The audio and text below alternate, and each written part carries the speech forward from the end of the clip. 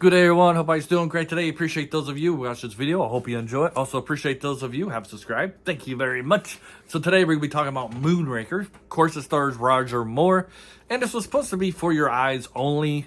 However, because of the great success of Star Wars, they moved up to Moonraker, decided to do that. So this is really the first movie of James Bond. Get my sentences all mixed up. Anyways, this isn't the first James Bond movie that took place in outer space. You do have earlier ones. There was one where it was like a giant spaceship going up there and gobbling other spaceships, kind of like Pac-Man. And you had the other one where they needed diamonds to do a satellite.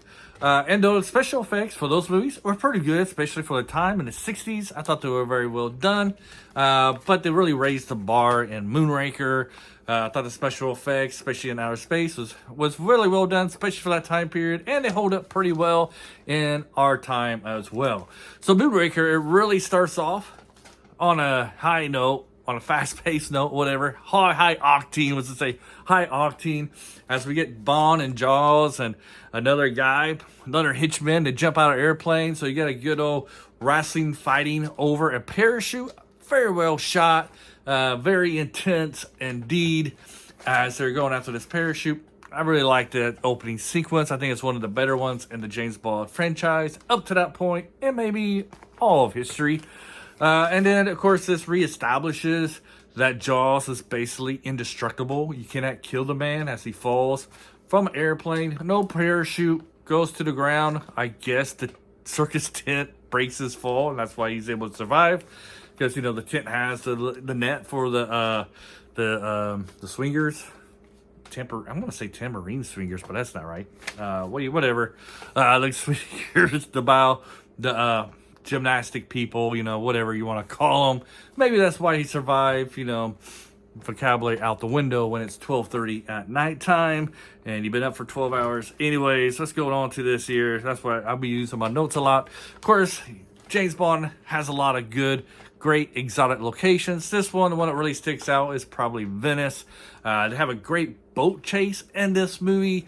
Probably one of the better boat chases in James Bond up to this point. We'll see moving forward. Trying to remember the ones coming forward. Only one I really remember is the Pierce Brosnan one. Maybe there's another one I'm not remembering.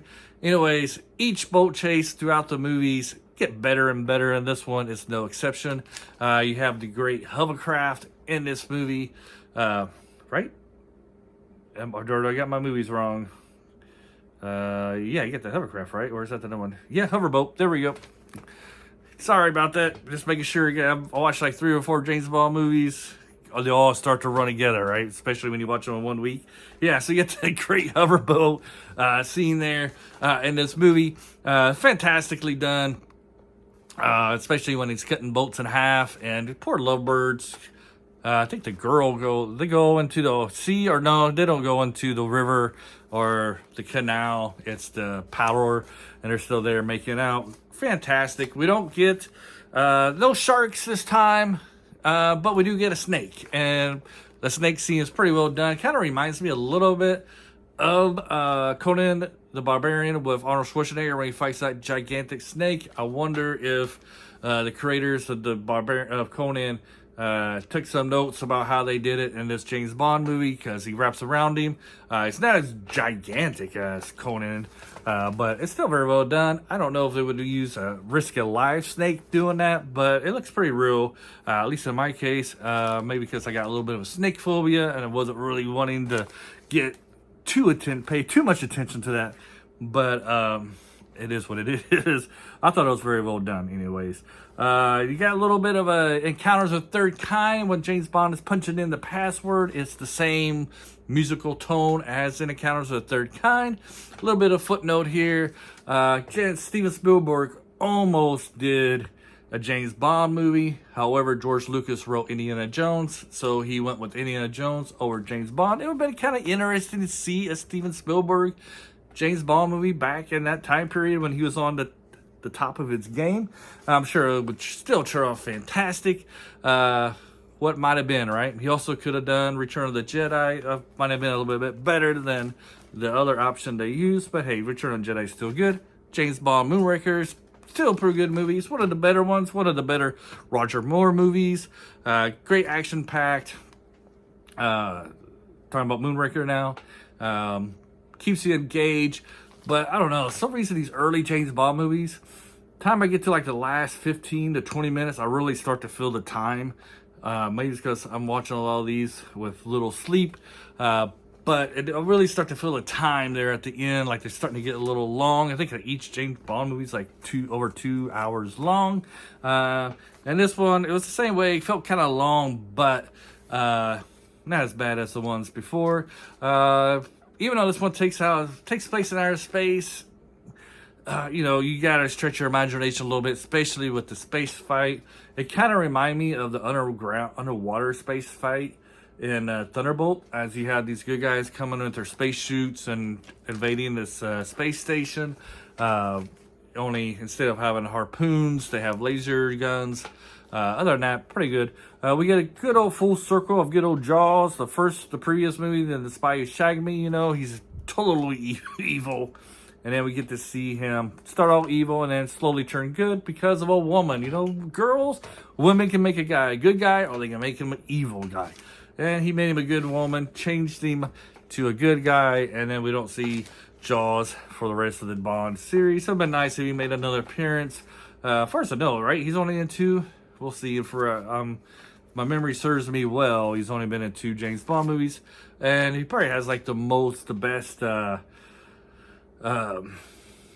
villain arc ever, best character arc apart from John's, maybe even better than James Bond. James Bond's pretty much the same character throughout every movie. You don't really see him have too much character growth unless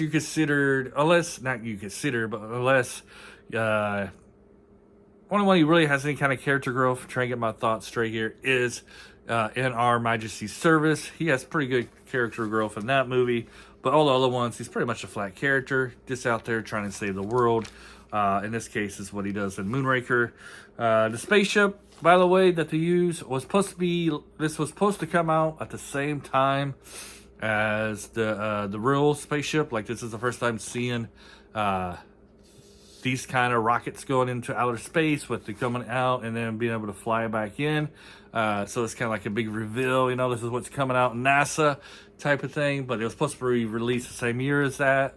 But because of some delays, it came out a little earlier than the new space rockets from NASA. Some history lessons there, something I learned while doing a little bit of research. I do like 5 seconds of research on these things, as you probably can tell. And then you do have Brazil is also represented in this one. You get the Mardi Gras. I'm pretty sure that's a Mardi Gras that's going on where he's walking through the festivals in the street. You get some great scenery happening in the background of Brazil. That's why I really like James Bond movies as well, is that they're all shot on locations, and there's places that I'm never going to go to visit.